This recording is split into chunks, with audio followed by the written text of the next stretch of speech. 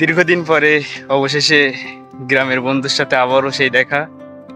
তো এভাবে দেখা হয়ে যাবে আসলে কল্পনা করিনি। আমার ক্যাম্পাসে বন্ধু আসবে সেটা আমি কখনো ভাবিনি।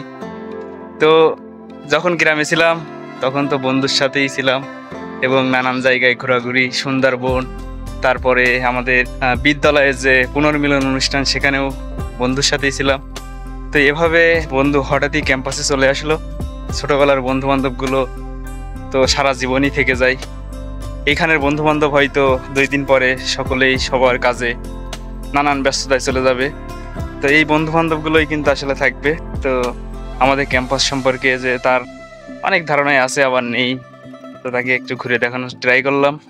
আর এই ভিডিওটার মাধ্যমে আমাদের নতুন একটা স্মৃতি ধরে রাখলাম, যাতে আমরা পরবর্তীতে এই ভিডিও দেখতে পারি। তো বন্ধু, ফিলিংস কেমন? ফিলিংস সেই, মানে আমি ভাবিনি যে আমার বন্ধুর ক্যাম্পাস এত সুন্দর হবে, এত সবুজ, এত অরণ্য ঘিরে থাকবে।